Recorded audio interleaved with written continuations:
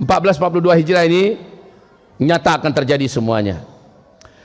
Kelangkaan pakan yang menyebabkan orang akan mengalami kelaparan yang berat di seluruh dunia nanti. Akibat dari Covid, banyak aktivitas tidak berjalan, kebun-kebun telantar, pertanian dan peternakan akhirnya rusak dan hancur, tidak bisa dipanen. Ditambah dengan bencana-bencana alam, maka hari ini menegangkan 12 negara penghasil biji-bijian terbesar di dunia tidak berani lagi mengekspor biji-bijiannya karena dipertahankan untuk internal negara tersebut. Indonesia selama ini 64% mengandalkan segala satunya impor dari Cina, dan Cina hari ini tidak bisa lagi memproduksi karena mereka sibuk menghadapi bencana, menghadapi petaka, menghadapi virus, dan menghadapi persiapan perang.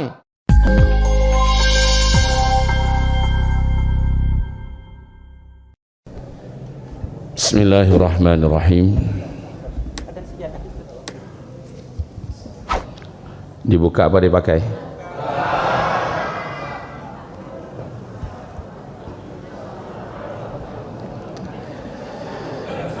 Rasa udah enggak di dunia lagi. Assalamualaikum warahmatullahi wabarakatuh.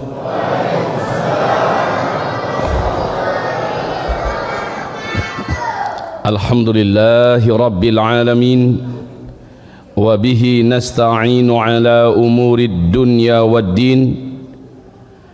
Ashhadu an la ilaha illallah wahdahu la syarika lah, wa ashhadu anna sayyidana wa habibana Muhammadan abduhu wa rasuluh la nabiyya ba'dah. Qala Allah subhanahu wa ta'ala, ya ayyuhalladzina amanu taqullaha haqqa tuqatih wa la tamutunna illa wa antum muslimun.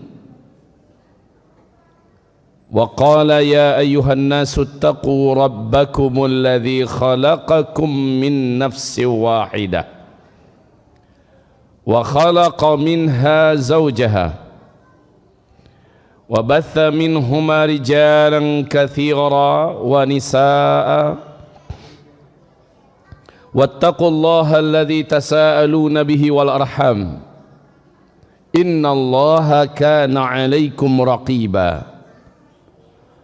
Wa qala ya ayyuhalladzina amanu taqullaha wa qulu qawlan sadida yuslih lakum a'malakum wa yaghfir lakum dhunubakum wa man yuti'illaha wa rasulahu faqad faza fawzan 'azima.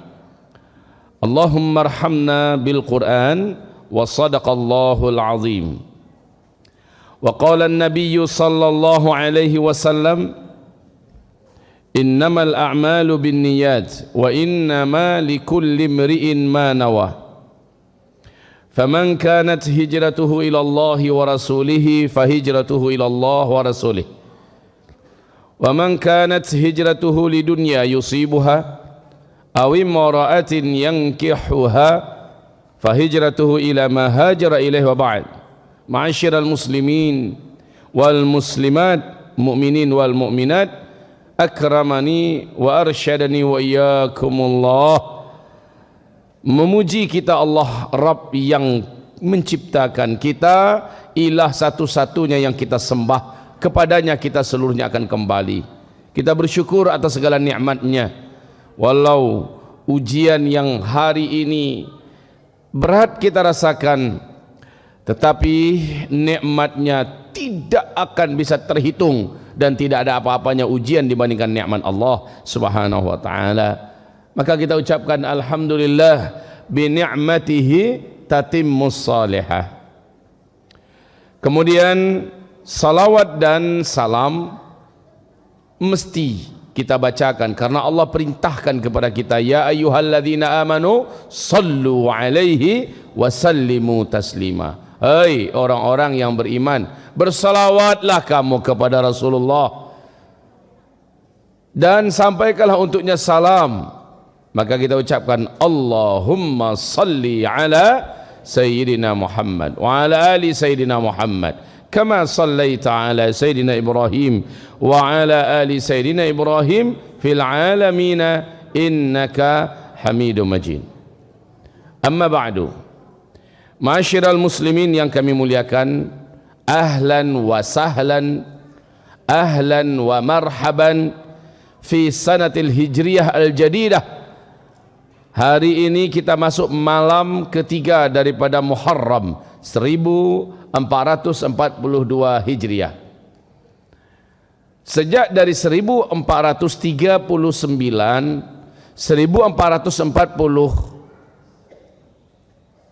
Hijriah, senantiasa ceramah saya menyampaikan kepada kita semua di berbagai provinsi dan melalui media sosial yang ada. Saya sampaikan, bersiap-siaplah Bapak Ibu, kita ke depan akan menghadapi hari-hari berat, hari-hari sulit, berlapis-lapis nanti petaka, ujian, bencana, musibah, huru-hara, krisis yang akan ditimpakan oleh Allah kepada kita. Bersiap-siaplah.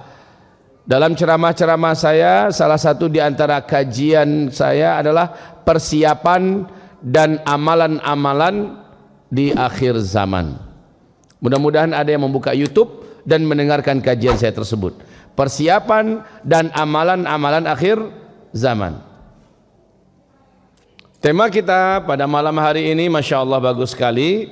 Kiat meningkatkan keimanan dan ketakwaan di era COVID-19. Ibadallah yang kami muliakan, 1442 Hijriah adalah tahun di mana kita memanen iman kita selama ini. Ini tahunnya kita memanen iman kita selama ini. Maksudnya apa, Ustaz? Maksudnya siapa yang sebelumnya imannya sudah bagus, imannya sudah terbentuk dan kuat, amal solehnya sudah memadai, amal solehnya sudah banyak, sekarang buahnya. Saat ujian begitu berlapis-lapis ketahuan, ternyata ibarat batang pohon, walaupun badai datang, dihantam oleh mobil, ditabrak oleh motor, datang banjir, karena pohonnya sudah besar, akarnya sudah menghunjam dalam ke perut bumi, maka dia tidak akan bergerak dari tempatnya. Dia tidak akan tumbang, dia tidak akan lapuk, dia tidak akan patah, dan bahkan daunnya, rantingnya tetap berdaun. Buahnya tetap akan menghasilkan. Seperti yang Allah firmankan di dalam Al-Quranul Karim, surat Ibrahim di ayat yang ke-22, 23, 24, bahwa orang yang batang pohonnya kuat, akarnya menjulang, akarnya menghunjam ke dalam perut bumi, sementara ke atas mencakar langit, kokoh. Kelihatan sekarang orang-orang yang sebelumnya rajin ngaji, orang-orang yang sebelumnya kuat ibadah, orang-orang yang sebelumnya banyak menuntut ilmu, orang-orang yang sebelumnya banyak berinfak, bersedekah, hari ini dan tahun ini dia akan panen. Tapi akan ketahuan juga, tahun ini akan ketahuan juga siapa orang yang selama ini malas ngaji, tidak rakus dengan ilmu, jauh dari masjid, tidak akrab dengan sajadah, agak kurang hangat dengan Al-Quran, bibirnya sepi daripada zikir, dan bakhil, pelit berinfak, bersedekah. Ketahuan 1442 Hijrah ini nanti. Lihat saja Pak, akan banyak yang goyang, tidak sanggup lagi bertahan sampai pagi beriman, karena hebatnya tekanan dan ujian. Sorenya dia sudah hilang dari imannya. Sorenya ada iman, saking hebatnya ujian dan tempaan, di besok paginya dia sudah kehilangan imannya. Yusbihur rajulu fiha mu'mina wa yumsi kafira, kata Rasulullah. Paginya masih beriman, sorenya sudah kafir. Yumsi mu'mina wa yusbihu kafira. Pada masa itu, kata Rasulullah, sorenya masih ada iman, besok paginya sudah kafir. Saking dahsyatnya ujian yang dihadapi oleh umat ini di akhir zaman. Ibarat Allah yang kami muliakan, Oktober 2019, Presiden Republik Rakyat Tiongkok, siapa namanya Pak? Xi Jinping, ketika memperingati hari kenegaraan, acara nasional, memparadekan militernya, senjatanya, dan lalu apa katanya? Tidak ada satupun kekuatan di bumi ini yang sanggup mengguncang Cina. Ini pernyataan penuh dengan kesombongan. Kakak beradiklah dengan pernyataan Firaun, ana rabbukumul a'la. Tidak ada yang sanggup melebihi saya. Tidak ada yang lebih hebat dari saya, lebih kuat dari saya, lebih terhormat dari saya. Ana rabbukumul a'la. Dan Allah hinakan si Firaun. Tidak berapa lama Allah bayar tunai semua. Hari ini apa yang terjadi Bapak Ibu? Lebih 44 hari daratan Republik Rakyat Tiongkok diguyur oleh hujan yang sangat lebat tidak putus-putus. Lebih dari setengah daratan Republik Rakyat Tiongkok tenggelam sampai ke tingkat 4 meter. Tiap hari kita bisa mengikuti berita-beritanya. Betapa mengerikan kondisi sekarang. Bukan hanya banjir, gempa juga, longsor juga, gunung meletus juga. Ke atas angin badai puting beliung, salju sebesar-besar bola pimpong. Kemudian storm yang sangat mengerikan, kebakaran. Masya Allah, unik sekali, di bawah banjir, di atas panas. Ini adalah kejadian-kejadian yang sangat aneh di daratan Tiongkok. Itu baru alam yang bergerak. Belum lagi daripada pasukan Allah yang bernama virus. Sekarang berbagai macam virus juga bermunculan dan berpotensi pandemi. Bukan hanya COVID-19 baru saja, ya, tetapi juga sudah sampai kepada Black Death. Ini juga sudah muncul penyakit virus yang dulu pernah menghabiskan 50 juta warga Eropa, muncul di Mongolia, Cina hari ini. Flu babi baru, jenis baru yang berkolaborasi tiga kekuatan virus yang sebelumnya tidak seperti itu, muncul pula sekarang. Entah apa yang mau dihadapi oleh mereka. Bencana alam belum selesai, virus juga semakin banyak dan semakin menggila. Kemudian ditambah mereka saat ini sedang berhadapan dengan banyak negara yang siap-siap perang melawan Cina. Yang mana yang mau mereka selesaikan? Hancur mereka. Internal PKT, Partai Komunis Tiongkok, sekarang ini sedang perebutan kekuasaan untuk lengser-melengsarkan, bahkan sampai ketika akan habis menghabisi. Dahsyat sekali. Sudahlah, inilah dia. Ketika yang dia mengatakan tidak ada satupun kekuatan yang bisa mengguncang Cina, maka Allah guncang dia dengan perkara-perkara remeh dari bala tentara Allah Subhanahu wa taala. Cuma masalahnya berdampak ke kita. Ini masalahnya. Entah apalah salah kita pakai masker pula kita di sini.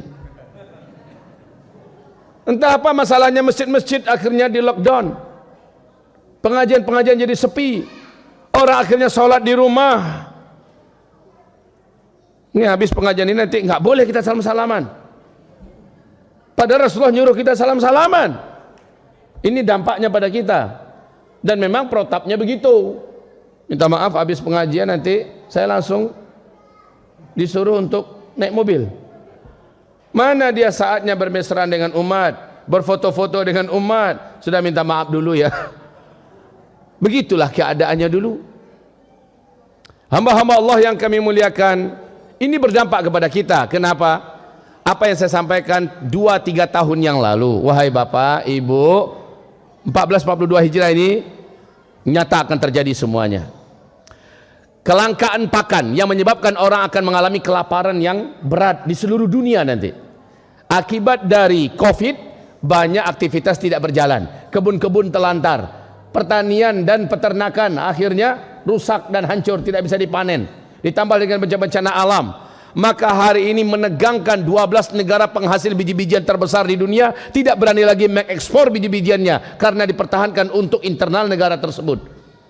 Indonesia selama ini 64% mengandalkan segala satunya impor dari Cina, dan Cina hari ini tidak bisa lagi memproduksi karena mereka sibuk menghadapi bencana, menghadapi petaka, menghadapi virus, dan menghadapi persiapan perang. Ditambah rakyatnya makin sengsara sekarang ini, maka tidak ada lagi yang bisa kita impor. Duit juga nggak ada, kita terbelit utang yang hebat. Laut Cina Selatan sedang menggelegar. Wahai kaum muslimin yang kami muliakan, banyak yang akan kita hadapi besok ini, Pak. Dan maaf, saya bukan peramal tentunya. Saya sudah sampaikan ini karena hadis Nabi mengatakan, isbiru Ini sabda Rasulullah, isbiru fa innahu la ya'ti 'alan nasi zaman illa alladhi ba'dahu syarrun minhu hatta talqaw rabbakum. Senjata kalian pada masa itu, kata Rasulullah, di akhir zaman adalah isbiru, bersabar, bertahanlah kalian, terus merapat kepada Allah, terus banyakkan sujud, banyakkan angkat tangan, tawakal pada Allah Subhanahu wa taala. Pada masa itu nanti, kata Rasulullah, hari-hari yang kalian jalani lebih buruk daripada yang telah kalian lalui. Hari-hari yang akan kalian datangi lebih berat dan lebih buruk dari yang sedang kalian jalani. Tidak ada pilihan lain umat ini kecuali isbiru. Yang tidak sabar dia akan hanyut, yang tidak sabar dia akan jatuh, yang tidak sabar dia akan murtad, yang tidak sabar dia akhirnya putus asa, yang tidak sabar dia bunuh diri, yang tidak sabar akhirnya melakukan perbuatan syirik, minta tolong pada dukun dan setan, yang tidak sabar akan melakukan apa saja sampai menggadai akidah, yang tidak sabar pada masa itu, kata Rasulullah, banyak yang akhirnya berguguran. Senjata kamu pada masa itu hanya satu, isbiru, bersabarlah. Maka saya katakan tadi, ini panen. Yang sebelumnya masih agak nanggung-nanggung, maka besok dia akan hanyut karena begitu kuatnya banjir yang banjir erosi akidah yang menghantam. Ibarat tsunami, kelasnya udah kelas kayak tsunami Aceh, begitu tinggi dan kuat.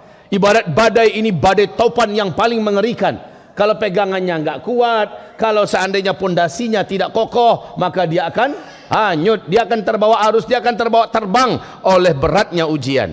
1442 adalah panen.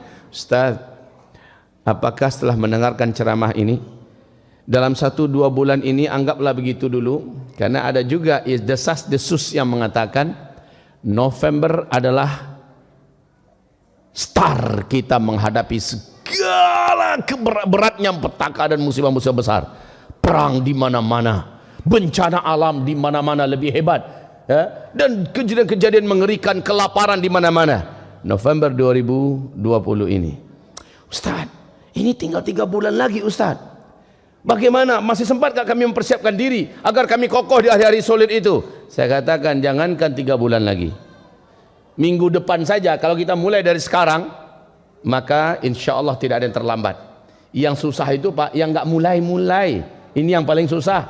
Nganggap masih aman. Allah, besok-besok lo dikaji. Nah, jalan kini dulu gua. Kalau begitu prinsipnya, maka pas hari H dia akan kaget. Karena Allah berfirman tentang petaka yang hebat itu datangnya kepada kita baghtatan. Apa, Pak? Baghtatan. Apa arti baghtatan? Sekonyong-konyong, secara tiba-tiba, langsung dengan kadar yang dahsyat. Ibarat samui, Pak, semut kalau berjalan di tangan Bapak, embuslah, tidak akan bisa, ya. Kalau seandainya hanya ditiup, tapi coba kalau dengan mantul, langsung dia langsung tercampak. Atau mungkin kita begini kan, langsung tercampak. Ibaratnya ujian yang akan dihadapkan kepada kita tuh seperti itu kelasnya, bukan kelas. Kalau begitu kita mungkin masih mampu menahan diri. Tapi kalau sudah begini, ibarat semut, seberapalah kekuatan semut, pasti tercampak, betul tidak? Wahai Bapak Ibu yang kami muliakan, ujian kita 1442 ini hebat sekali. Namun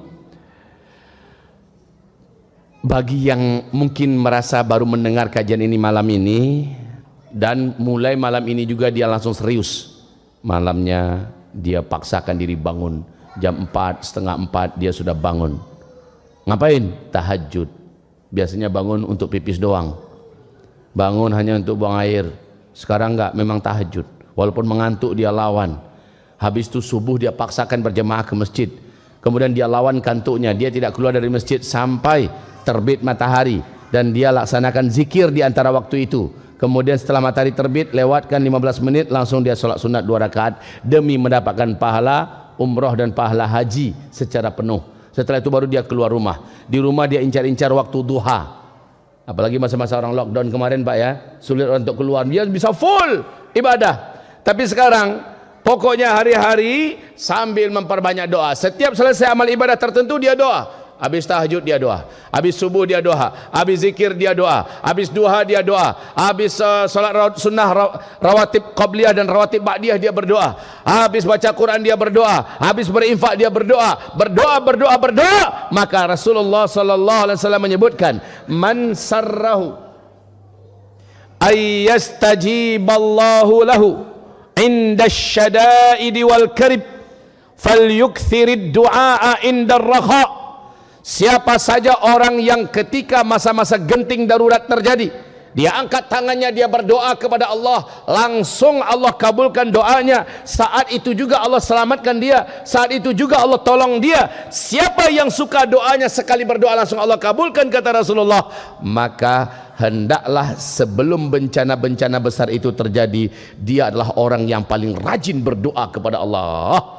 Jadi Pak, berdoa kepada Allah itu ada syaratnya. Syaratnya apa? Beramal dulu baru berdoa. Habis sholat berdoa, habis baca Quran berdoa, habis tahajud berdoa, habis duha berdoa, habis puasa Senin Kamis ya menjelang berbuka doa, habis berinfak berdoa. Pokoknya setelah beramal soleh berdoa. Beda dengan orang munafik. Habis sholat assalamualaikum cigin lari langsung. Dia tidak fokus untuk zikir dan tidak berdoa.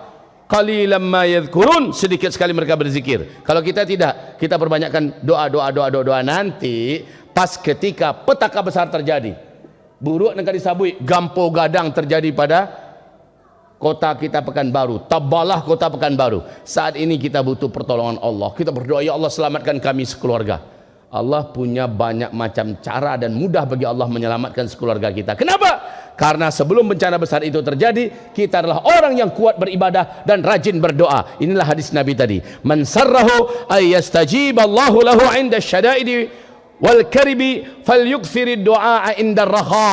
Barang siapa senang dia dikabulkan doanya ketika sedang emergensi dan darurat yang bisa menghabiskan nyawa, saat itu sekali saja dia berdoa langsung Allah kabulkan. Siapa yang senang dibegitukan oleh Allah, hendaklah dia memperbanyak amal dan langsung berdoa setelah itu.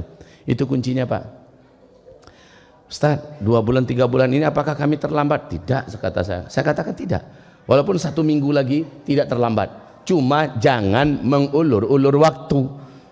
Saya khawatir Bapak Ibu, kebiasaan mengulur waktu ternyata penyebab orang banyak menyesal. Cibo kalau den dulu memperbanyak amal, cibo kalau den dulu banyak berinfak, cibo kalau den dulu banyak beramal soleh, banyak berdoa, coba kalau saya. Akhirnya orang-orang ini menyesal. Wahai hamba-hamba Allah yang kami muliakan, kami cintai, ini tentang pengantar kita bahwa apa yang akan kita hadapi tidaklah akan lebih ringan daripada sebelumnya. Bapak Ibu mungkin berharap tahun baru Hijriah ini akan lebih enak. Maaf ya Pak ya, Ibu, agak terpaksa saya menyampaikan, tidak akan lebih baik Pak. Bu, Ibu, tidak akan lebih baik 1442 Hijriah ini akan kita hadapi. Kesulitan hidup, bencana, fitnah, kegaduhan, huru-hara, petaka, musibah-musibah, penyakit-penyakit, perang, kehancuran ekonomi, krisis makanan, krisis moral akan terjadi di mana-mana, dan ini berat. Lihat saja apa yang saya sampaikan di tahun yang lalu. Sebelum Covid ini datang, saya sempat ngaji lagi di daerah Pekanbaru. Sekarang terjadi. Apa yang saya sampaikan sekarang, insya Allah tahun ini 1442 Hijriah akan terjadi Pak. Serentak di mana-mana perang. Yobana parang melemparkan rudal. Memang tembak-tembakan, pakai komputer, pakai teknologi canggih, banyak negara dan kota-kota yang akan hancur. Di samping dengan bencana-bencana alam serentak terjadi krisis kelaparan ekonomi, hancur dan sebagainya, dan ini berdampak berat kepada kita. Wallahi, sungguh demi Allah, yang paling berat menjalani ujian inilah orang-orang yang tinggal di kota-kota. Saya sebenarnya tidak mau menyampaikan ini, kayak nakut-nakutin orang. Ambo ingin kamu saji untuk tandang hati ambo. Kau sudah dengar ustaz kau mengaji, kacau hati ambo gini. Saya menyampaikan agar kita siap-siap. Persiapan terbaik itu adalah iman, amal soleh, doa, dan berbungkuskan sabar, bermodalkan sabar. Tidak ada yang lain. Rasulullah bersabda, di akhir zaman hujan akan mendatangkan bencana-bencana. Hari inilah dia kejadiannya, Pak. Bencana-bencana di Tiongkok, bencana-bencana di India, ini dari hujan ya. Bencana-bencana di Jepang, bencana-bencana di Vietnam, ini banjir semua. Bencana-bencana di negara Eropa, banjir. Hujan datang ternyata bukan membawa rahmat tapi membawa musibah, kata Rasulullah. Juga Rasulullah pula yang bersabda sallallahu alaihi wasallam bahwa nanti kalian semua pada masa itu akan menemukan banyaknya haraj. Wa kathural haraj. Pada masa itu, kata Rasulullah, banyak sekali haraj. Para sahabat bertanya, apa itu haraj ya Rasulullah? Apa itu haraj ya Rasulullah? Nabi menjawab, haraj itu adalah pembunuhan di mana-mana, perang di mana-mana. Bunuh-bunuhan, perang di mana-mana. Dan Rasulullah juga bersabda, orang-orang yang banyak duit, yang gajinya tinggi, uangnya itu hampir-hampir tidak berharga untuk dapat mendapatkan membeli makanan-makanan pokok. Tak lama lagi kita akan merasakan karena langka makanan pokok, akhirnya duit yang banyak pun tidak berharga, Pak. Karena harga makanan pokok akan mahal, sulit didapat, duit yang banyak akan dicampakkan orang. Bagi orang lebih penting dia makanan daripada duit. Dan Nabi bersabda sallallahu alaihi wasallam, pada masa itu emas akan sangat mahal harganya. Sekarang bagaimana harga emas? Sepanjang sejarah umur bumi ini ada, kali ini harga emas ada pada puncaknya. 2 tahun yang lalu, PAS, mana ketua PAS?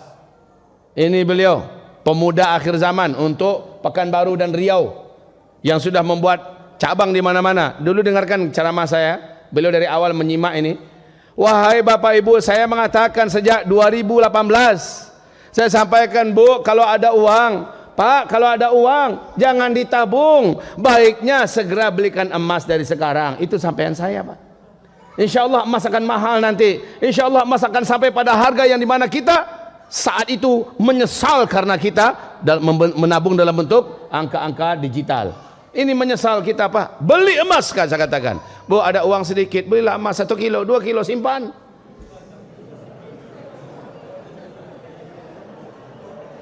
Itu 2018 saya sampaikan. Kalau terlalu berat, nggak apa-apa. Bu, ada duit sedikit, Pak, ada tabungan, ambil, emaskan, walaupun hanya 1 gram, 2 gram. Kalau 1 kilo, 2 kilo keberatan, udah nggak apa-apa, 1 gram, 2 gram. Ada uang lebih-lebih sedikit, belikan 1 gram, 2 gram.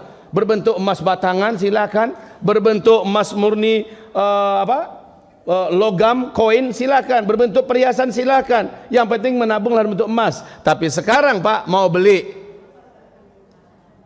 harga emas sudah membumbung tinggi. Mau menjual, yang nggak dijual, yang lado habis. Apalagi yang mau dijual? Maka siapa yang menabung dululah yang bermanfaat di masa-masa yang akan datang.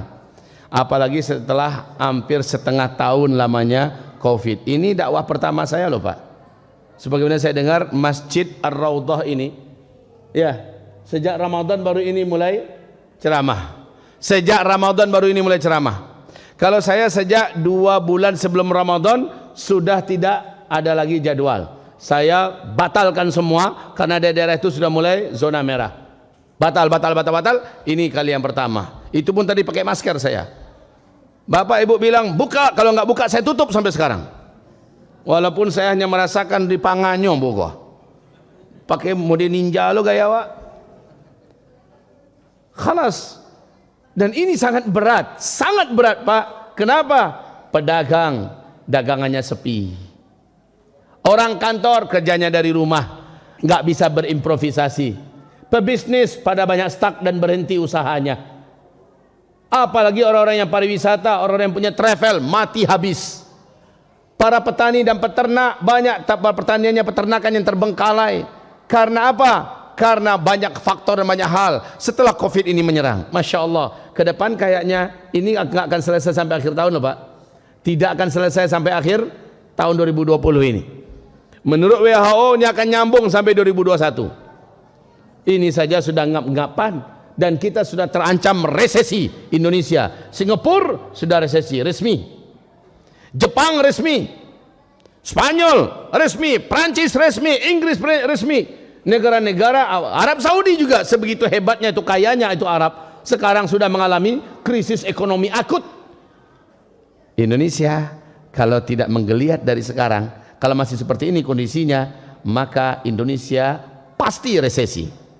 Kalau sudah demikian, maka tamatlah kita. Tapi kita punya Allah yang mengatakan tamatlah kita itu cukuplah orang kafir saja, yang tidak punya Allah, yang nggak ngerti bagaimana Allah. Orang-orang komunis saja mengatakan tamatlah kita. Kalau kita tidak, masih ada Allah kok. Karena keyakinan kita, dan ini yang mau saya sampaikan malam ini, keyakinan kita, Allah subhanahu wa ta'ala telah menjaga hidupnya Nabi Yunus di dalam perut ikan. Nabi Yunus dalam perut ikan ada dapat oksigen tidak, Pak?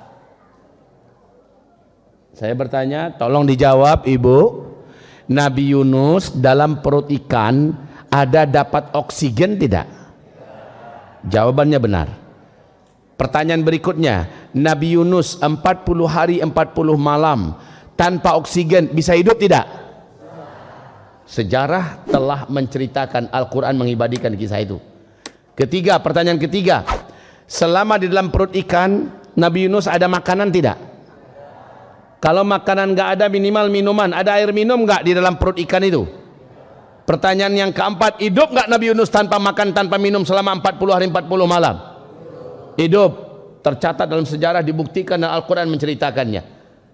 Kemudian pertanyaan saya yang kelima, selama di dalam perut ikan itu, apakah ada cahaya yang bisa dilihat oleh Nabi Yunus kemana-mana?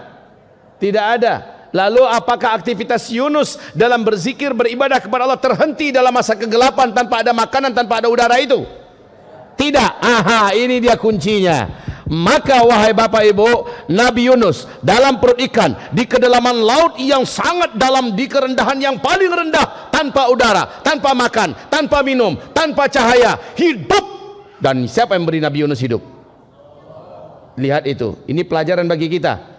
Sekeras apapun juga bencana ke depan yang akan kita hadapi, sehingga kita sulit mencari makan, sehingga kita tidak bisa keluar kemana-mana seperti Nabi Yunus tidak bisa keluar dari perut ikan selama 40 hari 40 malam. Ternyata Nabi Yunus diizinkan Allah tetap bertahan hidup. Andalan Nabi Yunus apa ketika itu? Jawab Bapak. Andalan Nabi Yunus, laula an kana minal musabbihin. Kalaulah bukan Nabi Yunus itu termasuk orang yang sebelumnya beriman dan beramal soleh, banyak berzikir, lalabitha fi batnihi ila yaumi yub'atsun. Pasti Yunus akan tinggal dalam perut ikan itu sampai hari kiamat. Jadi ternyata yang menolong Nabi Yunus dalam perut ikan, iman sebelumnya, amal soleh sebelumnya, dan rajinnya dia berzikir ketika masih hidup di dunia.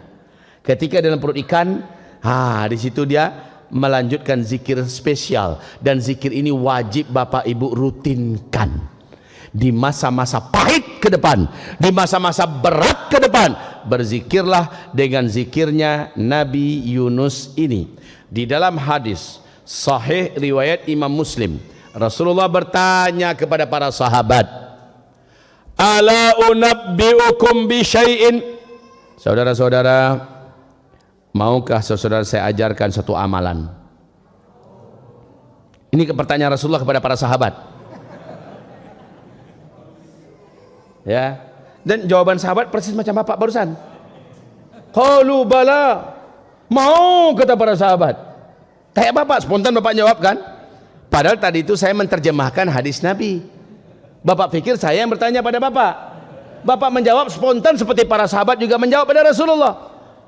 Ala unabbiukum bi syai'in idza nazala bi ahadim minkum karbun aw bala'un min balayad dunya thumma da'a bihi illa furija anhu.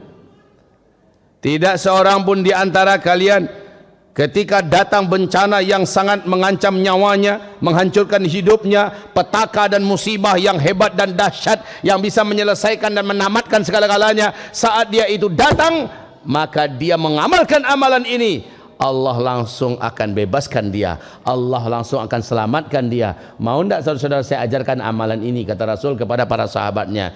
Jawaban para sahabat, qalu bala.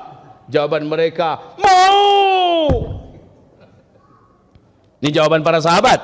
Maka Nabi SAW mengatakan, yang harus kalian amalkan nggak susah kok, nggak berat kok. Perbanyak saja membaca doa dan zikirnya Dhunnun. Dhunnun ini sepakat seluruh ulama, ahli tafsir, ahli hadis, ahli sejarah menyebutkan yang dimaksud dengan Dhunnun oleh Rasulullah adalah Dhunnun yang Allah maksudkan dalam Al-Quran, yaitu Nabi Yunus. Doanya Dhunnun atau doanya Nabi Yunus yang dibaca Nabi Yunus dalam perut ikan. Ini yang harus kalian baca banyak-banyak. Sebanyak Nabi Yunus membaca doa dan zikir itu di dalam perut ikan selama 40 hari 40 malam dalam gelap gulita, tanpa makan dan tanpa minum, tanpa udara, tanpa tahu tempat keluar. Dia baca doa ini, Allah selamatkan dia, Allah jaga nyawanya, Allah pertahankan hidupnya, Allah jadikan jantungnya tetap berdegup, tetap berdetak, Allah jadikan sirkulasi udaranya seolah tetap ada dalam perut ikan, sementara dia sudah terbungkus total berkat amalan imannya dan bacaan zikir ini. Apa bacaannya? Saya yakin Bapak Ibu sudah hafal. Ayo kita baca sama-sama. Subhanaka la ilaha illa anta, la ilaha illa anta, subhanaka inni kuntu minadh dhalimin. Sama-sama. La ilaha illa anta, subhanaka inni kuntu minadh dhalimin. La ilaha illa anta, subhanaka inni kuntu minadh dhalimin. La ilaha illa anta, subhanaka inni kuntu minadh dhalimin. Dibaca terus illa furija anhu. Orang yang membaca ini terus menerus, furija anhu, dilepaskan dia dari masalahnya, dibebaskan dia dari himpitannya, diringankan dia dari bebannya, diselamatkan dia dari bencana yang sedang menghantam dirinya, kehidupannya. Illa furija anhu. Baca ini Pak, banyak-banyak. Bara banyaknya Ustaz, sabara banyak taluk sampai berbusa muncung Pak baca. Berapa banyak? Berapa sanggup? Wahai Bapak Ibu yang kami muliakan, saya pernah waktu di Malaysia difitnah, sedang ceramah difitnah, lalu datang petugas kepolisian, ditangkap, dimasukkan ke penjara 1 malam Pak. Jemaah saya menangis ya di Malaysia. Kemudian saya panik. Saya tidak panik, saya tahu saya tidak bersalah, tapi saya yakin ini adalah cara Allah mengingatkan saya bahwa saya punya dosa juga. Maka sepanjang perjalanan saya, sepanjang keberadaan saya di dalam tangsi apa namanya? Di dalam kandang setumbin. Ya itu. Saya tidak mau putus dari membaca ini. Masya Allah Pak, apa yang terjadi? Kemarin bengis-bengis polisi itu, pagi harinya udah ramah-ramah muka mereka, sudah santun-santun wajah mereka. Mereka keluarkan kita, ya, mereka sudah memberikan bentuk penghargaan pemuliaan kepada kita, mereka minta maaf, lalu kita pun dibawa kembali keluar. Waktu saya mengalami teror, ya, sampai masuk ke Mabeskrim, masih ingat Bapak? Kamis tanggal 16 Desember 2017. Kasusnya adalah saya menceritakan tentang sepak terjang Cina yang akan mengapakan Indonesia ke depan. Dianggap saya memfitnah, padahal yang saya sampaikan sesuai dengan disampaikan oleh Menteri Dalam Negeri di televisi. Saya sampaikan itu saja, tapi karena Ustadz yang nyampaikan, enaknya aja Ustadz mau diteror. Saya pun ditangkap, diusut, rencananya mau dijebloskan. Hanya dalam 2-3 hari langsung statusnya sebagai tersangka. Cepat betul. Saya berangkat terbangnya malah di Pekanbaru. Ya, Bapak Ibu yang kami muliakan, saya putuskan semua hubungan dan ketergantungan saya pada makhluk. Saya baca aja doa yang tadi. La ilaha illa anta subhanaka inni kuntu minadh dhalimin. Hanya dalam sehari semalam, Pak, lebih 200 pengacara tingkat nasional, pengacara-pengacara profesional, bahkan pengacara kelas dunia merapat langsung sukarela mendaftar dan untuk ingin menjadi pengacara saya. Dan ketika saya masuk ke Bareskrim, Pak, berlapis pengacaraan di luar, bukan lagi orang yang datang. Kalau orang datang berbus-bus, Pak, dari Bandung, dari Bogor, berbus-bus orang datang. Dari mana Allah mendatangkan mereka? Dari mana-mana saja. Kenapa Allah mendatangkan mereka? Karena saya melepaskan harapan gantungan pada mereka semua, termasuk pengacara, penasihat jenderal yang saya kenal. Saya tidak peduli semuanya. Saya hanya tahu dengan Allah Subhanahu wa taala, dan saya baca ini. La ilaha illa anta subhanaka inni kuntu minadh dhalimin. Kenyataan, Pak, illa furija anhu, Allah bebaskan saya. Allah selamatkan saya. Allah lepaskan fitnah yang ada di pundak saya. Allah lepaskan saya dan Allah lindungi saya. Dan ini terbukti berulang-ulang. Wahai hamba-hamba Allah, ke depan ujian kita berat. Ke depan ujian kita berat. Dalam ujian berat ini jangan lupa yang diajarkan Rasulullah SAW dan yang saya bacakan barusan. Kita ambil pelajaran dari Nabi Yunus. Saya yakin lockdown kemarin itu belum apa-apanya dibandingkan dengan Nabi Yunus. Setuju? Belum apa-apanya. Nabi Yunus, sekali lagi, jangankan mencari nafkah, keluar aja nggak bisa dari perut ikan. Jangankan untuk dimakan minum, udara aja nggak ada, kan begitu. Ternyata dia bisa bertahan hidup. Yang menghidupkan siapa? Allah. Kenapa bisa? Kata Rasulullah, karena dia baca itu tadi. Baca itu, Pak. Tapi tentu saja Bapak Ibu, bacaan ini hanya berguna untuk orang yang beriman, untuk orang yang sebelumnya memang orang baik-baik, orang soleh, ya, orang yang taat-taat. Nah, kalau begitu Ustaz, untuk orang mencikah hak mudi kami ko Pak, untuk orang yang tanggung menanggung mudi kami ko Pak Ustaz, kami baca itu le kami empan doa. Beko kami baca tagang sih kami le mati. Kan meleset gaji Ustaz tu, hendak ngaji amun dah meleset tu. Ya. Yakin Bapak perlu, walaupun Bapak anggaplah Bapak baru saja hijrah, anggaplah Bapak baru saja taubat nasuha, ya. Baru 2-3 hari Bapak taubat nasuha, terjadi bencana besar, tapi Bapak sudah punya keyakinan, kok kematian ambo memang lahango ambo sampai di situ. Ya, kok katuti usia ambo memang lah aja ambo sampai di situ, kemang aleh. Tapi selagi manusia Allah masih duit, ambo yakin Allah akan jago ambo, Allah akan tolong ambo. Bahasa Minang boleh apa aku, Pak? Hah? Ada teman-teman nuang dah, orang galaknya satu lagi, galak ini galaknya tak tahu dah.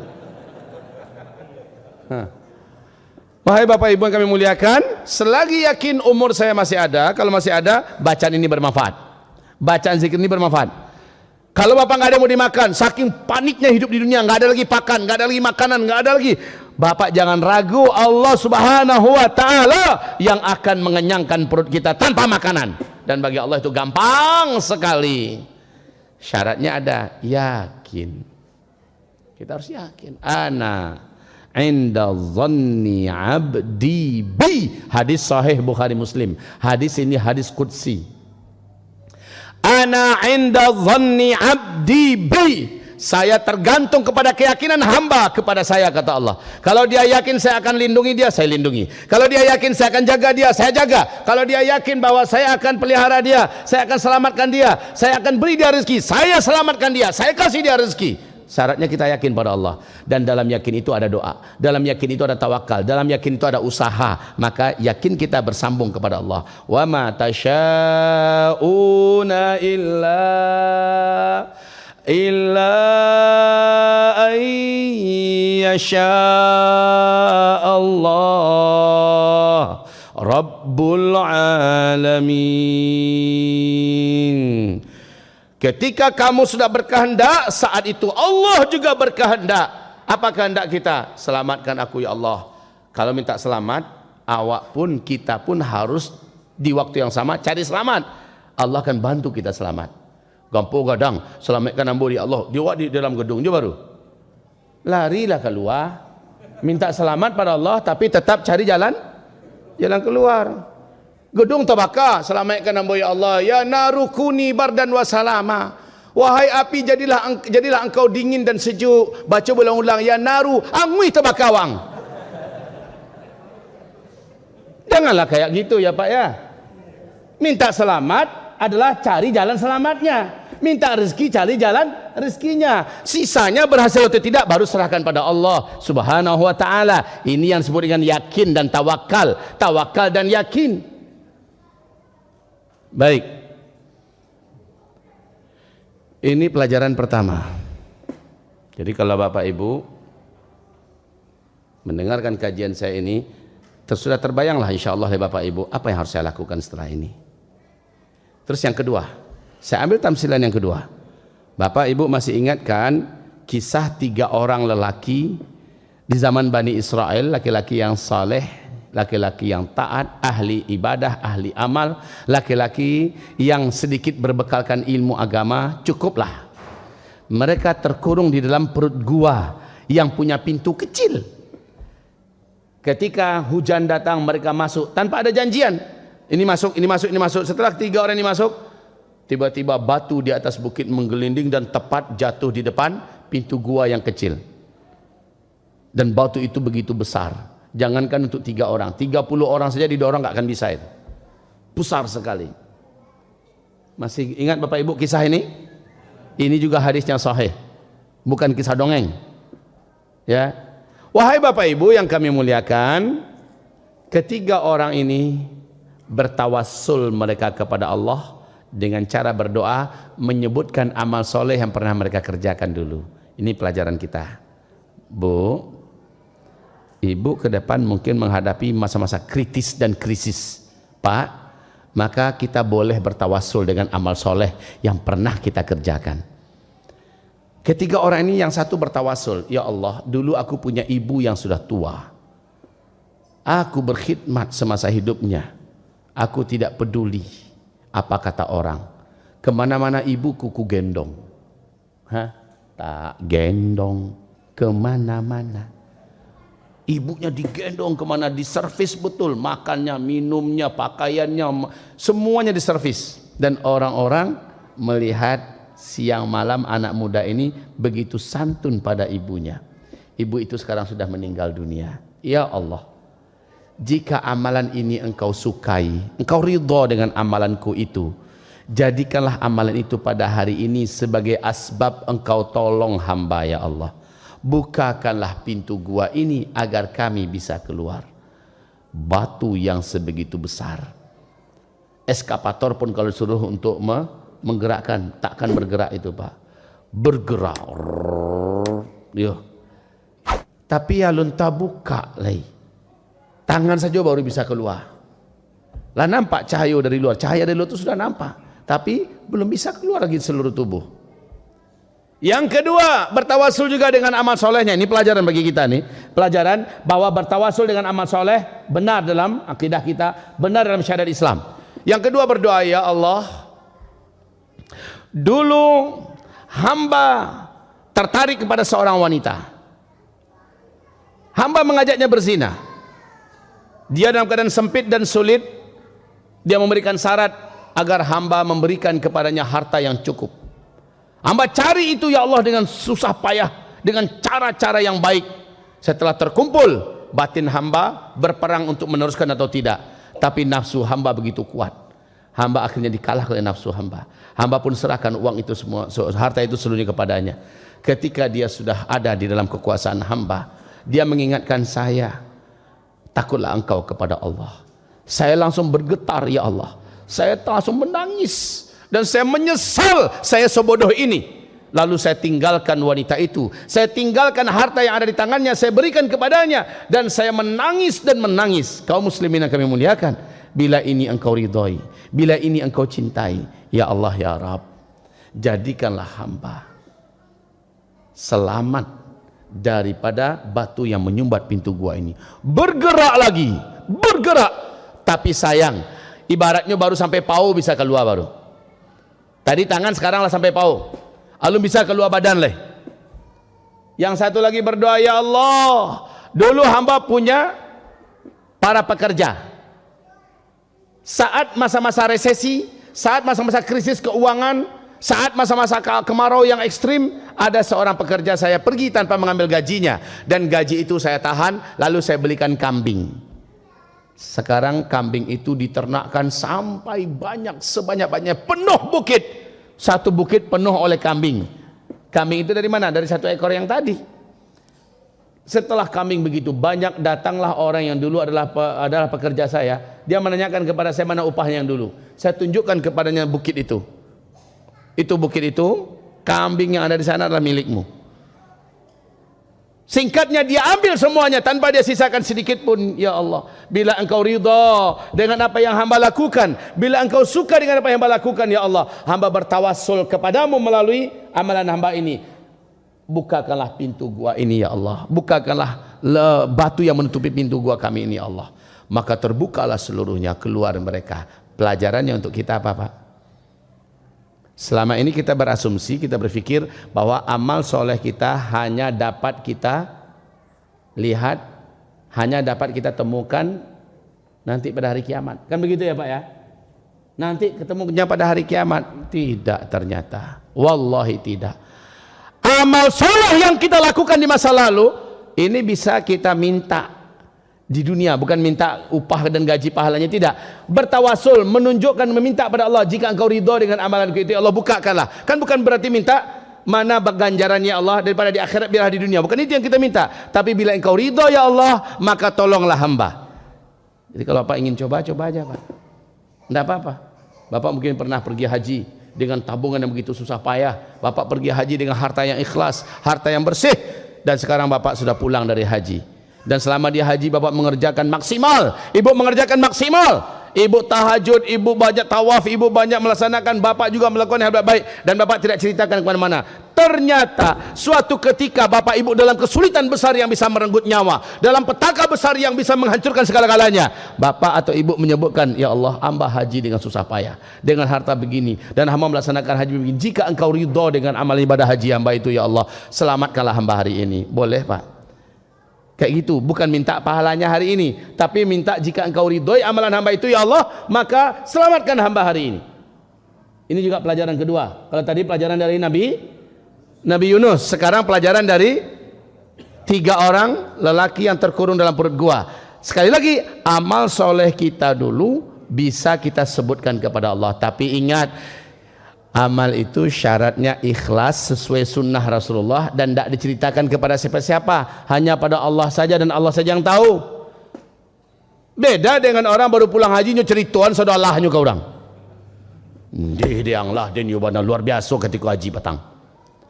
Bagaimana? Tidak pernah dan merasa salamat tu salat tahajud do. Jam 2 tu lah jago dan tahajud sampai subuh. Untuk apa kita ceritakan itu Pak? Khatam dek dan sampai puluh hari tanah sucinya di Makkah Madinah, khatam dek dan 5 kali Al-Quran. Untuk apa diceritakan itu? Selesai sudah Pak. Bapak hanya dapat itu aja dari orang, tapi yang di sisi Allah udah gugur semuanya. Rugi Pak, bului. Untuk apa kita ceritakan? Bu, ini tidak sedikit, maaf ya Bu ya, ibu-ibu juga sering terperangkap oleh itu. Bagaimana cara kita terperangkap? Ibu hamilkan anak ibu, sakitnya minta ampun ya Bu ya, apalagi hari-hari akan melahirkan. Bu, ketika ibu akan melahirkan, mande antara persambungan hidup dengan mati rasanya. Ya Bu, ketika kita akan melahirkan, ketika ibu akan melahirkan, apa Pak usah mau tanya, karena Pak tidak punya pengalaman nih kau. Setelah itu ibu lahirlah anak antara hidup dan mati. Kemudian ibu menyusukan anak, siang jadi malam, malam jadi siang, sering begadang, sering bertanggang, ya, tidak kenal lelah, betul-betul tidak berhenti. Pipis anak jadi gelisah, anak kita jadi gelisah, tidak makan anak gelisah, tidak tidur anak kita gelisah. Satu ekor nyamuk terbang di dalam kamar, kita kejar nyamuk itu kemana-mana. Sampai begitunya kita perhatian pada anak. Kini anak lah kadang lah jadi menteri gubernur, Allah menjadi anak sukses, dan si anak mulai lupa kepada kita. Tidak sedikit orang tua yang mengungkit-ungkit kepada anaknya, nak, karena ada yang balik nak, Ingatlah oleh engkau, nak dulu engkau ada dalam rahim ibumu, engkau ibu susukan, engkau diceritakan semuanya. Oi bapak ibu, batal amalan bapak ibu. Amalan bapak ibu batal karena diceritakan. Manan namanya dalam Al-Quran, manan namanya dalam hadis. Bapak ibu ceritakan, dan amalan macam ini tidak bisa jadikan sebagai amalan tawassul. Tidak bisa. Ya Allah, dulu hamba begini. Tidak, engkau sudah ceritakan pada orang banyak, maka tidak ada lagi yang bisa engkau tawasulkan lagi kepadaku dari amalanmu. Jangan pernah ceritakan. Jadi syarat amalan itu apa? Ikhlas, sesuai sunnah Rasulullah SAW. Kemudian amalan tersebut tidak diceritakan ke sana kemari. Ulangi Pak, bersama-sama Bu. Ikhlas, sesuai sunnah Rasulullah. Dan yang ketiga, tidak diceritakan kepada siapapun saja selama-lamanya. Gitu. Wahai Bapak Ibu, hamba-hamba Allah yang kami muliakan, 1442 Hijriah. Ini Muharram. Besok ini ada tanggal 9, ada tanggal 10. Bapak Ibu puasa tanggal berapa insya Allah? Tanggal berapa? Hah? Asyura. Asyura itu artinya apa? 10, ya. Berarti puasa tanggal 10. Tapi kata Rasulullah, khaliful Yahud, selisilah Yahudi. Mereka puasa pada tanggal itu. Kita buat berbeda kata Rasulullah. Ya, buat tanggal 9, tanggal 10, atau tanggal 10 atau tanggal 10-11 atau 9-10. Antara itu, Pak. Jadi kita puasa 2 hari. 9-10 atau 10-11. Khaliful Yahud, selisilah Yahudi. Maka ibarat Allah yang kami muliakan, besok kita mulai berlomba-lomba menjadi orang yang paling banyak menyimpan di sisi Allah dari kesolehan ketaatan. Besok kok lay panjang jumu Pak, iduk je Pak besok lay. Berniatlah subuh berjamaah, dan sebelum solat subuh saya sudah solat sunat di sini. Saya sudah tahiyatul masjid, saya sudah solat sunat fajar, saya sudah berzikir dan sempat berdoa sebelum qamat. Subuh berjamaah, dan saya tidak akan keluar dari masjid kecuali setelah matahari terbit. Antara matahari terbit ya dengan salat subuh matahari terbit, saya penuhkan dengan zikir. Kalau modal zikir saya sudah habis, maka saya akan baca Quran. Setelah itu saya akan isi dengan salat sunat 2 rakaat, disebutkan dengan salat sunat syuruk, dan saya baru keluar. Dan saya harus mulai duha, ya. Saya harus mulai duha. Jadi dari tahajud sudah bangun, subuh berjamaah, duha diisi, kemudian zuhur juga tidak mau ketinggalan berjamaah. Kita pastikan kita qabliyah zuhur, rawatib qabliyah zuhur kita sudah lakukan. Zuhur berjamaah kita sudah dapatkan takbiratul ihram bersama imam. Setelah sholat zuhur kita berzikir, nggak langsung pergi keluar. Handphone tolong di stop, handphone tolong ditinggal dulu di rumah. Itu lebih baik, lebih aman, lebih bijaksana daripada dibawa-bawa. Walaupun dia tidak terdengar bunyinya, tapi getarannya itu cukup mengganggu dan radiasinya berbahaya buat kita. Baik tinggal di rumah saja. Kalaupun dibawa, silentkan, mode pesawatkan, matikan, itu lebih aman, tidak mengganggu kita, tidak radiasinya membahayakan kita, tidak juga mengganggu orang yang ada. Zikir, setelah itu berdoa, setelah itu pulang, lakukan ibadah di rumah, ibadah di kota, ibadah di kantor, ibadah di pasar, ibadah dengan muamalah. Setelah itu sampai Isya bertekad, saya akan siapkan diri. Maka walaupun sebulan Bapak baru mempersiapkan diri, Bu, bencana besar terjadi. Doa Bapak lah nyinyir kepada Allah dalam 1 bulan, dikabulkan, dijawab oleh Allah. Walaupun baru 1 bulan, tapi Bapak Ibu tunjukkan kesungguhan. Cari yang bawa tinggal di Pikumbuah Pak. Kalau tidak benar apa yang saya sampaikan ini, cari saya, Zulkifli Muhammad Ali, tinggal di Pondok Pesantren Ma'had Mulazamah Al-Hufaz, disingkat dengan MA di Payakumbuh, Ma'had Al-Hufaz. Cari di sana.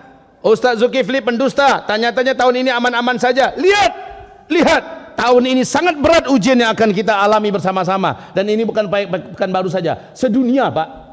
Sedunia akan mengalami ujian-ujian, bencana-bencana besar, petaka-petaka, peperangan yang hebat-hebat. Dan amal soleh lah jawabannya, nggak ada yang lain. Maaf ya Pak ya, kalau saya agak berani membicarakan ini. Amal soleh lah jawabannya, nggak ada yang lain. Di akhir zaman kata Rasulullah, senjata kamu hanyalah sabar, dan sabar ini hanya berguna bagi orang-orang yang sebelumnya sudah beriman dan banyak amal soleh. Ya ayyuhalladzina amanu isbiru, Hai orang-orang yang beriman, isbiru, bersabarlah kamu, wasabiru, dan tingkatkan kesabaran kamu. Saling memberikan kekuatan pada yang lain-lain untuk mereka senantiasa bersabar.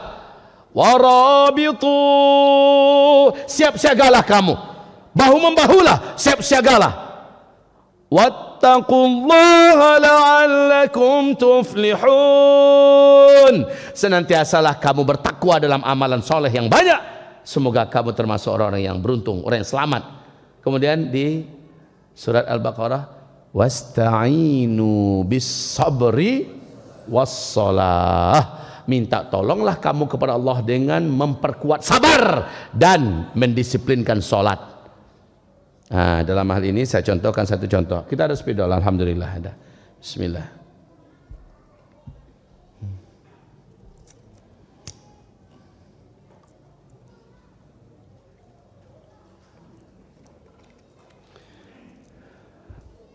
Allah perintahkan kita apa barusan Bapak Ibu? Wasta'inu bis sabri wassalah. Lihat Bapak tulis. Bismillah.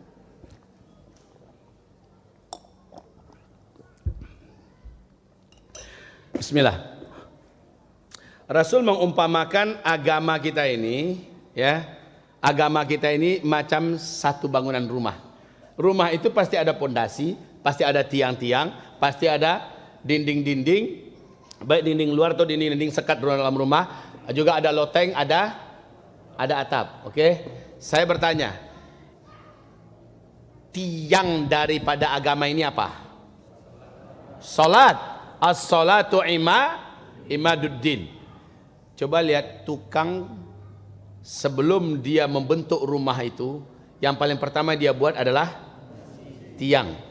Ya. Yang paling pertama sebelum membentuk rumah. Tentu saja ya, dia buat batas-batasan rumah, tentu semuanya ada tiang dulu. Tiang dulunya tegakkan.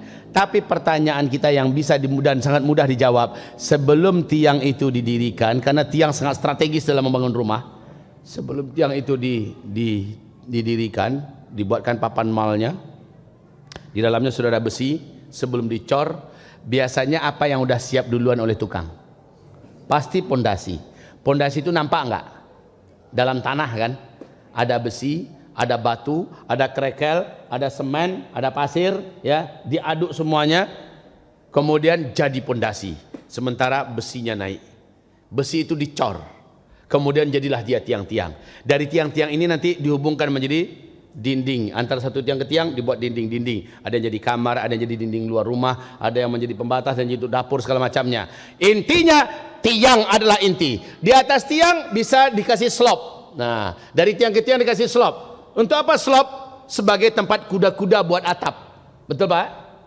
Dan tidak akan mungkin loteng ini dijadikan kalau tidak ada tiang. Tidak mungkin. Loteng ini baru ada, cantik sejak apapun dibuatnya, pasti tiang penyangganya.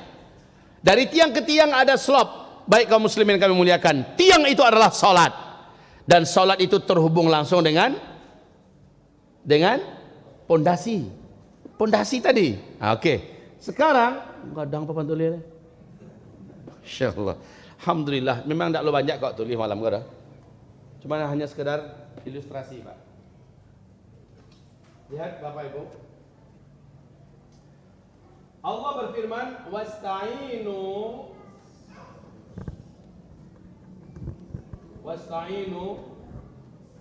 bis sabri was salah. Allah menyebutkan sabar dulu. Orang yang berusaha sabar di akhir zaman, sementara sholatnya malas, sabarnya ini tidak akan kuat. Sabarnya ini akan tenggelam. Ibaratnya buat pondasi. Pondasi itu dibuat agar bisa tegakkan tiang dari atas pondasi itu, betul tidak? Sekarang tiangnya akan ditegakkan, maka pondasi ini tidak ada guna. Dia akan tenggelam oleh tanah, akan tenggelam oleh air, akan tenggelam oleh rumput dan sebagainya. Maka tak ada guna sabar-sabar, dia pasti akan hilang. Orang macam ini tidak akan mampu bertahan. Sebab apa? Baru berguna sabarnya itu kalau dia sholat, dan baru akan tahan lama sabarnya itu. Kita mau coba sabar-sabar, sholat ramaleh, tidak akan kuat dia sabar. Dia pasti akan hancur juga. Dia pasti akan hilang, tenggelam. Jadi sabar ini wajib didukung penuh oleh sholat. Kalau dia tidak sholat, maka sabarnya akan rapuh, sabarnya akan tenggelam, sabarnya akan hilang, dan dia tidak akan mampu bertahan dalam sabar. Ujian berat ke depan. Jawaban yang terbaik adalah Bapak benar-benarlah sholatnya. Dan perintah Rasulullah adalah sholat 5 waktu berjamaah di masjid. Jangan ketinggalan takbiratul ihram bersama imam. Tapi ingat, ini saya kiaskan, saya analogikan dengan banyak contoh. Bapak punya mobil, ada punya mobil, atau lihat orang yang punya mobil lah. Mobil mesinnya bagus dari Jerman, dari Jepang, dari Amerika. Mesinnya bagus, rangkanya bagus. Tapi mobil itu rangkanya bagus, mesinnya bagus, cuma bodinya nggak ada. Kayak apa mesin mobil itu bentuknya? Hah? Kayak apa? Nggak bisa jalan auto tuh. Jalan bisa, tapi bantu awal ke kerangka auto. Masih tergantung kerangka auto ada made in Amerika, tapi nggak ada kerangka, ada bodinya. Maka ketahuilah, body itu memperancang bantu. Di dalamnya ada eksterior, ada interior. Makin mewah mobilnya, interiornya makin nyaman kita di dalamnya. Ya, eksteriornya juga makin dirancang auto lain. Kan begitu. Nah, interior eksterior ini adalah salat sunat qabliyah dan ba'diyah. Salat sunat qabliyah dan ba'diyah. Allah bisa diasanan, dipanggakan. Sudah bisa nggak diandalkan salat wajib 5 waktu? Udah, tetapi belum indah. Belum nyaman kalau belum diisi dengan salat sunat qabliyah, dengan salat sunat ba'diyah. Tambah lagi dengan salat sunat tahiyatul masjid, tambah lagi dengan salat sunat wudu, tambah lagi dengan salat sunat hajat, tambah lagi dengan tahajud, tambah lagi dengan duha, tambah lagi dengan salat sunat syuruk. Masya Allah, akan begitu elit dan lux mobil yang kita tunggangi itu, Pak. Ibarat itu begitu. Baik, ini masalah salat. Kalau sabar dari tadi sudah selesai. Sabar ini tidak akan mampu bertahan orang-orang yang salatnya remeh. Orang yang sholatnya leceh, orang yang sholatnya lemah, orang yang sholatnya main-main. Bahkan yang Allah janjikan adalah fawailul lil musallin alladzina hum sahur, lalai dia dalam sholatnya. Lampir masuk waktu asar baru sholat zuhur. Lampir tenggelam matahari baru sholat asar. Sekali wudu, pas assalamualaikum azan maghrib orang. Karena sudah santiang juga. Pas agak andin tadi. Padahal kata Rasulullah, tilka salatul munafik. Itu adalah salatnya orang munafik. Baik. Jadi Bapak Ibu yang kami muliakan, beberapa renungan kita jalankan barusan. Jawaban kita tidak begitu panjang, uraian kita tidak begitu banyak, tapi cukup. Saya rasa ini menjadi pegangan Bapak Ibu. Satu lagi yang saya minta pada Bapak Ibu kan sekarang sangat akrab dengan yang namanya setan gepeng. Mana setan gepeng? Tolong pinjamkan setan gepeng satu. Ini setan gepeng. Setan penyet. Tapi ini bisa nggak bermanfaat kalau di tangan kita orang soleh? Bisa. Ini bermanfaat. Bisa jadi aplikasi Al-Quran di download di sini, kita baca Quran. Kemudian di sini kita bisa mendengarkan ceramah-ceramah di YouTube, ya kan? Kita juga bisa berbagi nasihat, membagi informasi yang benar, memupuk ukhuwah dan sebagainya. Bisa pakai ini. Bapak Ibu yang kami muliakan, benda macam ini untuk di akhir zaman, fitnahnya sangat besar sekarang untuk generasi muda. Sekarang gara-gara COVID orang semua wajib, anak-anak semua wajib pakai ini. Tapi bagi Bapak nggak ada ini gimana rasanya? Di zaman sekarang nih nggak ada ini gimana rasanya? Tinggal kok di rumah ndak pak japui ke rumah? Kok biasa aja? Mau tanya mau cek lu? Tinggal kok di rumah ndak japui rumah? Atau tolong antan cik para lunak deden? Rasa putih langkah awak, rasa putih komunikasi awak, putih lidah awak rasanya. Karena apa? Karena ketergantungan kita kepada ini. Padahal kata Rasulullah SAW, Al-Quran di akhir zaman syafi'un musyaffa', pemberi perlindungan dan pemberi penyelamatan. Al-Quran. Sementara kata Rasulullah, kalian di akhir zaman akan disibukkan dengan muthannah dan kalian banyak meninggalkan Al-Quran. Para sahabat bertanya, apa itu muthannah ya Rasulullah? Kata Rasulullah, tulisan yang kamu tulis di tangan-tangan kamu. Kamu sibuk memindahkan tulisan itu dari tangan ke tangan. Kamu membacanya, dan kamu membacanya. Kamu meninggalkan kesibukan kamu dari membaca Al-Quran. Maka muthannah di akhir zaman itu adalah handphone di akhir zaman. Ini yang akan mencampakkan Al-Quran. Padahal kata Rasulullah, orang yang paling selamat dan dilindungi, dijaga di akhir zaman adalah ahli Al-Quran. Walaupun bapak nggak hafal Al-Quran, tidak apa-apalah. Tetapi bapak alhamdulillah rajin dengan Al-Quran, baca Al-Quran. Bapak rajin memperbaiki tajwidnya, tahsinnya, beransur-ansur menambah hafalan Al-Quran. Lihat orang-orang macam ini. Jangankan bapak hidup di dunia, bu, sudah di alam kubur saja kita. Oi bapak, ibu, pernah nggak dengar beberapa kisah nyata, dan sekarang ini beberapa kejadian nyata terjadi? Terima kasih pak. Aman pak ya. Pernah tidak Bapak Ibu mendengarkan kisah nyata, bahkan melihat videonya, 25 tahun dikubur, kemudian karena kubur yang terpasang dipindah, digali kembali masih utuh. Pernah dengar tidak? 50 tahun, 75 tahun, 120 tahun dikuburkan, kemudian digali kuburnya masih utuh, masih seger, ya, masih. Ternyata riwayat hidupnya ini adalah orang-orang yang ketika di dunia mereka adalah ahli Al-Quran, guru ngaji, pemuda yang hobi belajar dan membaca Al-Quran, ya, orang-orang yang sedang menghafal Quran, para hafiz-hafiz Quran. Mati saja mereka dijaga oleh Allah, apalagi masih hidup. Masih ingat dah Bapak, ini penutup Bapak Ibu, masih ingat tidak ketika tsunami di Lampung 2018 ya? Tsunami di Lampung masih ingat? Tsunami di Lampung, bagaimana penyanyi yang sedang ya, hanyut. Lampung pak, di Lampung. Nah itu mati dia pak. Tapi ada, ya terserah lah. Boleh aja, nak bahaya dah. Yang mau saya sebutkan, ini ada satu pondok pesantren tahfiz Quran di pinggir pantai. Aku ini di Lampung ya. Yang di sebelahnya hanyut. Di sebelahnya habis, disapu oleh tsunami. Yang ini aman. Jangankan hanyut, masuk sindaknya tuh. Padahal pagarnya rendah cuma dari tepi pantai. Masya Allah, ini lihat bagaimana pesantren Quran ini dijaga oleh Allah. Saya pak, istri saya orang Aceh bu. Di Banda Aceh dulu ketika tsunami Aceh itu, ya. Ayah bunda mertua saya tinggal di nama daerahnya itu Melaboh, itu ambu menikah tuh. Ambu menikah di Melaboh, kemudian beliau pindah sekeluarga ke Banda Aceh yang ada dekat pesawat Solawah 1 itu, Blower. Saya tinggal, ibu ayah bunda saya tinggal di Blower. Blower itu jaraknya lebih kurang ada 15 km dari tepian pantai. Ketika tsunami terjadi, saya baru saja pulang dari Aceh. Baru pulang pak. Dan saya pernah merayu ayah bunda saya, ayolah kita pindah Payakumbuh.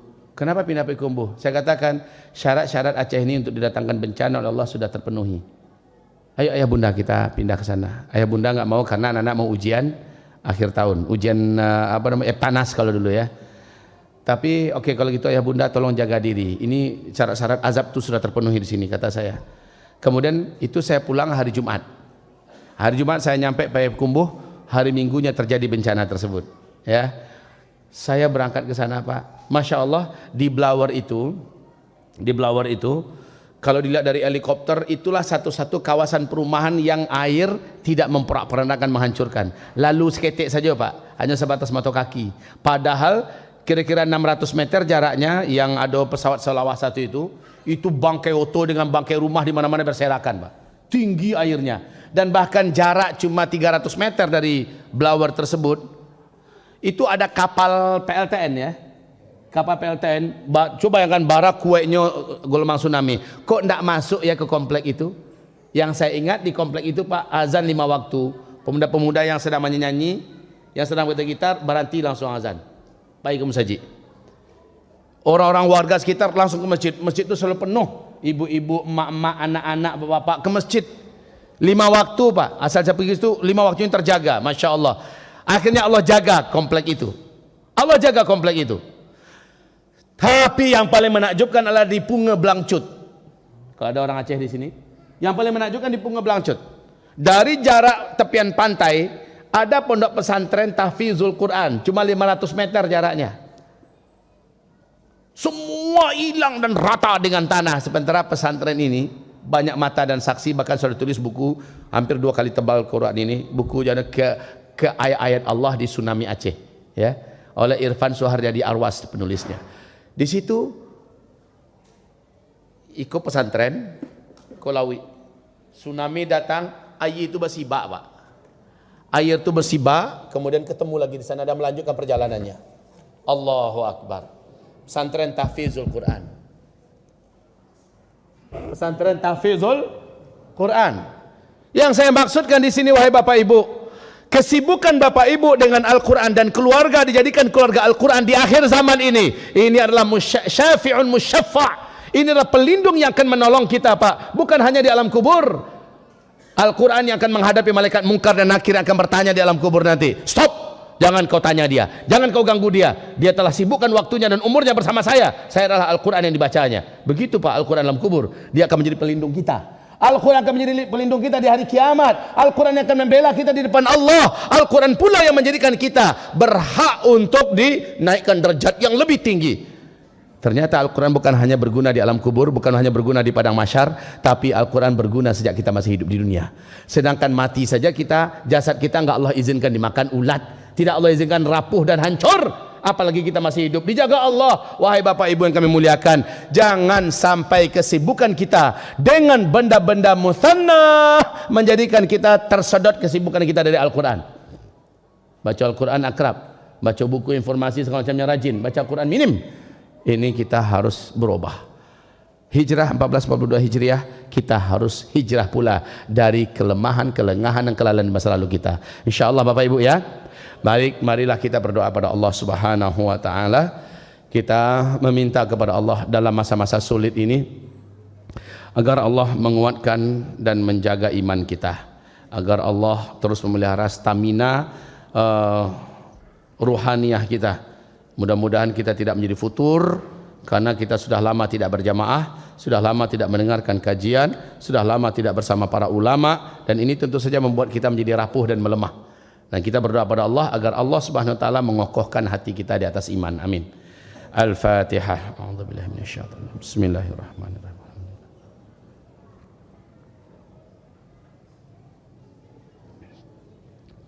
Ihdinas siratal ladzina an'amta 'alaihim ghairil maghdubi 'alaihim waladdallin. Amin. Allahumma salli wa sallim ala sayyidina Muhammadin sallallahu alaihi wasallam wa ala alihi wa ashabihi ajma'in wa man tabi'ahu bi ihsanin ila yaumiddin.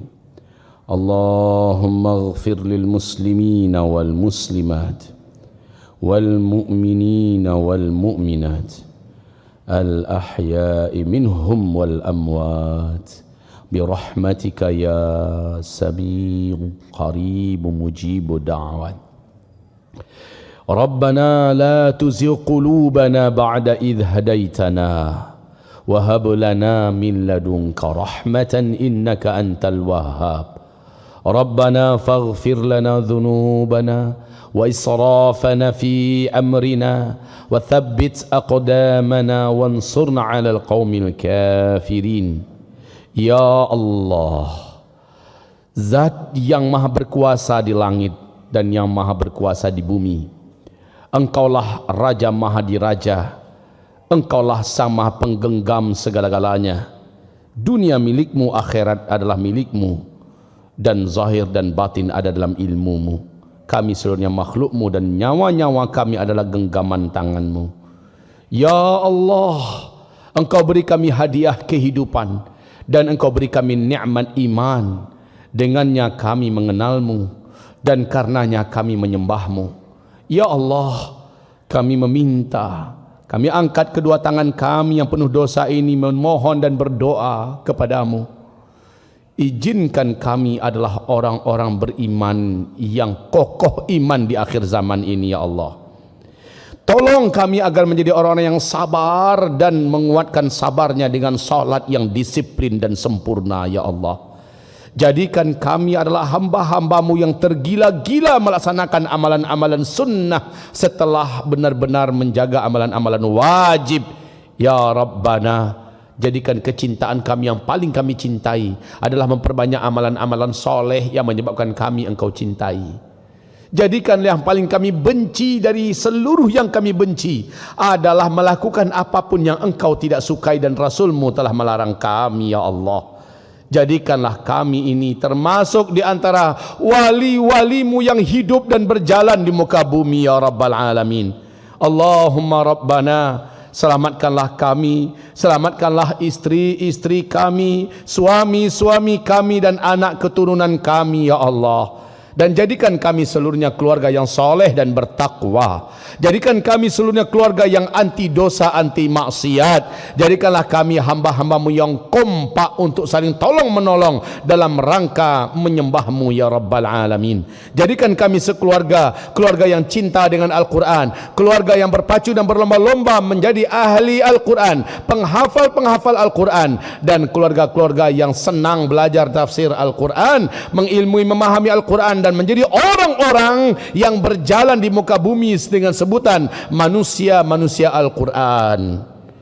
Allahumma Rabbana, segala petaka bencana yang ke depan akan terjadi, tidak ada kekuatan dan tidak ada daya kami mengelaknya, menolaknya, kecuali hanya menerima dengan sepenuh hati, ridha dan ikhlas menjalaninya, sabar dalam memikul dan menanggungnya. Hanya satu yang kami minta dan kami mohon kepadamu ya Allah, jadikan kami saat-saat bencana musibah itu terjadi, kami adalah termasuk orang-orang yang engkau lindungi ya Allah.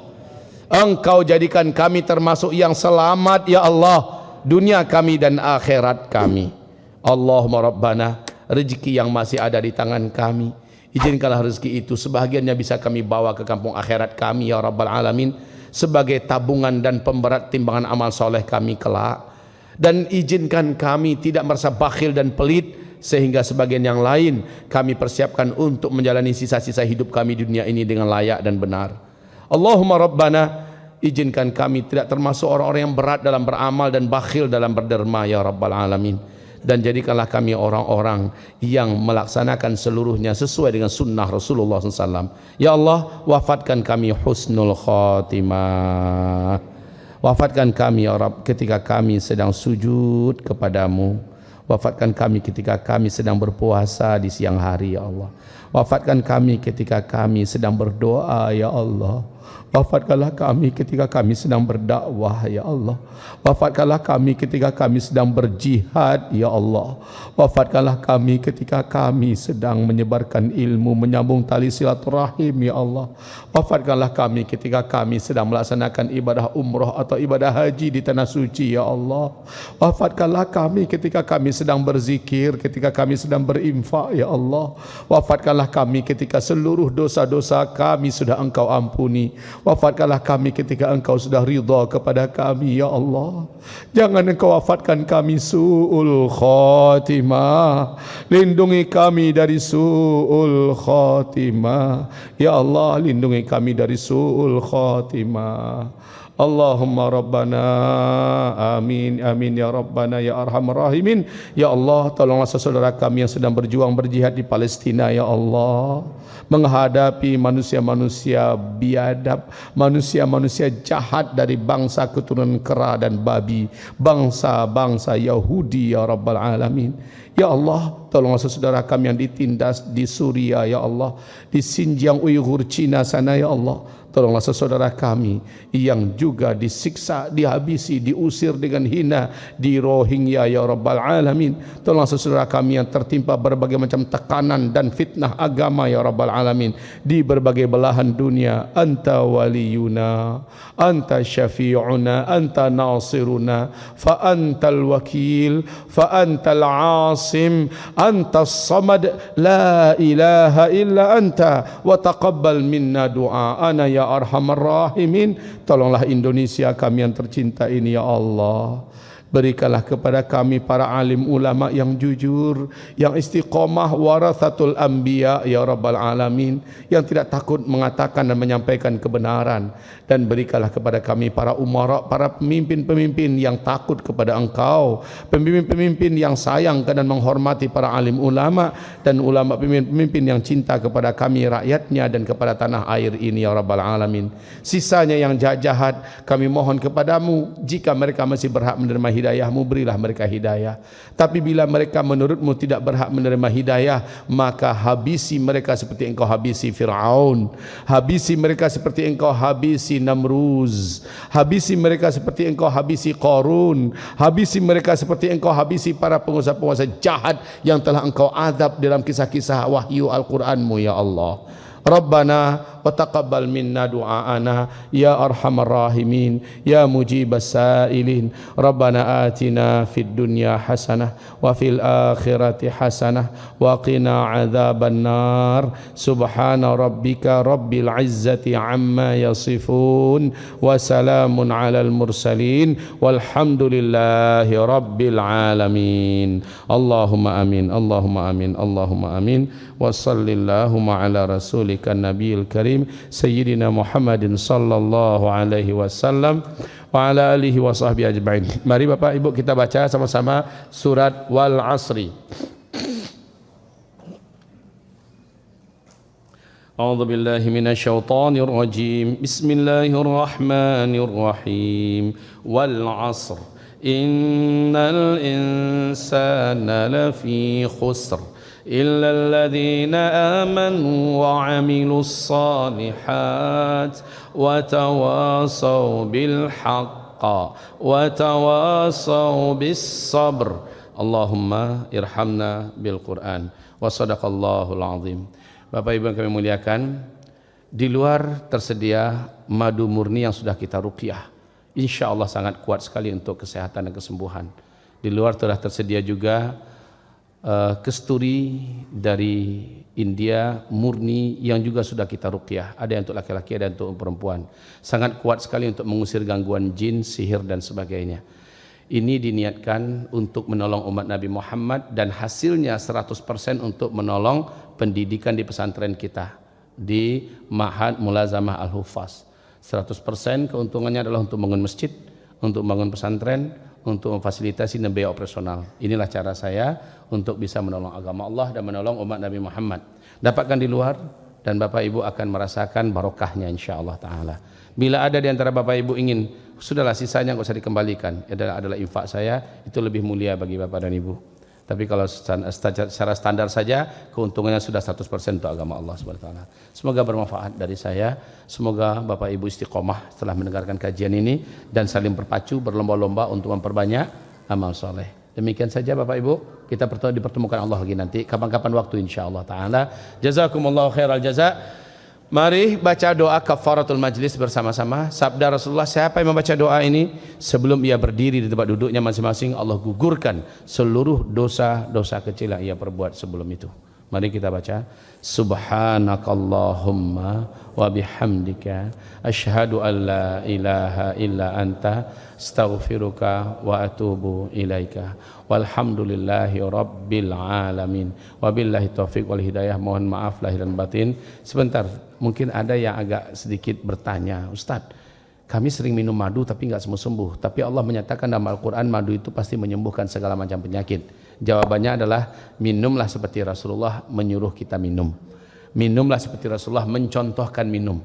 Kalau madu itu oleh Rasulullah betul-betul madu yang diminum, 1 gelas ini habis 1 gelas. Tapi itu ketika sakit Pak. Lakukanlah itu 2 kali, 3 kali, Bapak pasti sembuh. Insya Allah dengan izin Allah pasti sembuh. Apapun penyakit Bapak. Kalau kami gula Ustadz, kalau ketemu madu yang benar, tidak oplosan, pasti sembuh. Walaupun itu gula, ya pasti sembuh. Karena itu ayat Al-Quran. Ayat Al-Quran. Syaratnya madu benaran yang diminum. Ayo nak tolok di kami Ustaz, manih bona. Kalau begitu tidak apa-apa. Bapak campur saja dengan air hangat sedikit ya, biar lancar dia masuknya. Setelah itu minum lagi air hangat putih. Lalu minum lagi, habiskan 1 gelas. Kalau terasa ingin muntah, jangan biarkan keluar, tahan dengan gigi. Paksakan telan kembali. insya Allah Bapak Ibu akan disembuhkan oleh Allah. Itu cara minum madu yang benar, karena Rasulullah sudah mengajarkan demikian. Ya Rasulullah, dia masih sakit, minumkan lagi dia madu. Datang lagi, masih sakit ya Rasulullah, minumkan lagi dia madu. 3 kali, barulah orang itu datang, dia udah sembuh ya Rasulullah. Kata Rasulullah, madu itu menyembuhkan segala penyakit, kata Rasulullah sallallahu alaihi wasallam. Begitu ya Bapak Ibu. Sementara kalau kesturinya, nah di ubun-ubun sini taruh, di ubun-ubun sini taruh, di ubun-ubun kita letak di sini dan di depan dagu bagian bawah ya, oleskan di sini. Kemudian di belakang ini adalah titik saraf kita, oleskan di sini, dan di ketiak kita, di lubang pusar, di lubang pusar, lalu di urat nadi, oleskan di situ. Di sinilah dioleskan. Bapak-bapak, ibu-ibu lakukanlah. Ibu-ibu ada botol kecilnya khusus untuk ibu-ibu. Bapak-bapak ada botol yang besarnya, itu khusus bapak-bapak. Ini adalah kesturi murni dari luar negeri dan sudah kita doakan dengan ruqyah. Barakah insyaallah. Assalamualaikum warahmatullahi wabarakatuh.